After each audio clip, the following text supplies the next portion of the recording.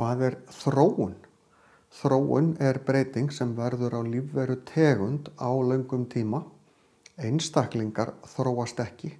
Breyting sem verður á einstakling yfir ævina köllum við þroskun.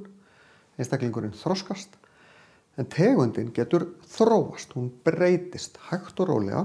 Þetta gerist í örlitlum skrefum, fyrst og fremst vegna breyting á erfðaefni sem við kallum stökkbreytingar. Þær verða til þess að það verða pínulitlar breytingar í einu sem hægt og rólega verða að stærri breytingum. Það eru nokkur tæki eða verkfæri sem virka í þróun, eða gera það verkum að þróun verður. Darwin sá 2 verkfæri, það er að segja náttúruval og aðlögun. Náttúruval er að náttúran velur hvaða einstaklingur lifir af, eða eiginlega réttara sagt, hvaða einstaklingur fjölgar sér.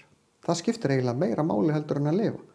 Því ég get alveg lifað í fjöldamörg ár sem eitthvað lífvera, en ég er bara rétt skrimti, ég rétt nægja ná í næga orku til þess að lifa, en nægja aldrei í næga orku til þess að ég ná eitthvað að fjölga mér.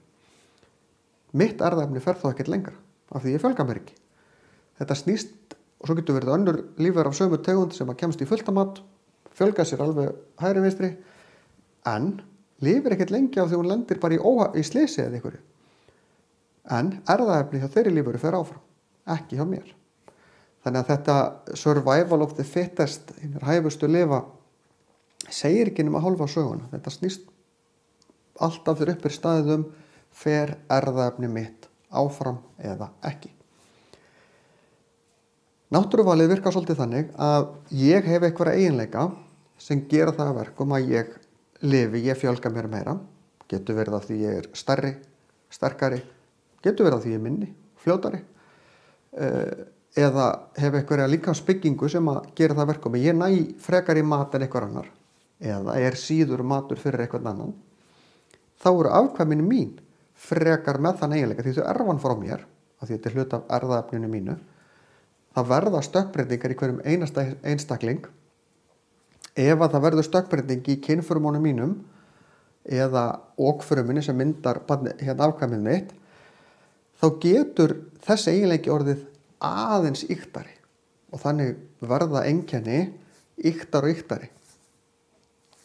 Og þannig verða fleiri og fleiri með þann eiginleika því þeir lifa frekar. Afkvæmin mín eiga svo ennþá frekar afkvæm heldur en ég kannski af því að þau eru með þennan eiginleika ennþá betri og svona gerist þetta aftur og aftur. Þannig verður tegundin hægt og rólega meira með þann eiginleika, það útlit eða hvað við erum að tala og það er aðlögunin. Þá er tegundin fara að laga sig að aðstæðum. Ýktasta dæmi í þessu, eða eitt ýkt dæmi er eyðimerkurrefur. Hann er með stór eyru svo hann geti kælt sig, þá getur þeir refir sem voru með stærri eyru gátu kælt sig betur og veitt lengur á daginn, veitt lengur yfir heitasta tíman.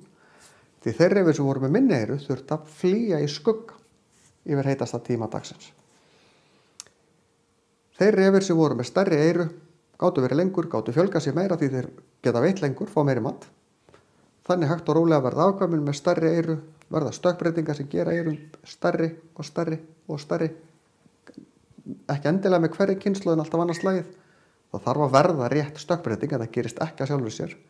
Þó að það sé ljóst að þetta sé gott fyrir tegundina, þá verður það að bíða eftir stökkbreytingun alltaf. Þannig hægt og rólega, þetta er náttúruvalið, hverju fjölga sér, hverju lifa. Tegundin verður svo hægt og rólega með stærri eyru af því að það er betra. Það er aðlögun. Breytingin svo sem verður á erfðaefninu hjá þessari tegund eða þessum hópi lífvera er svo það sem við köllum þróun. Þróun er svolítið yfir heiti yfir þetta allt saman.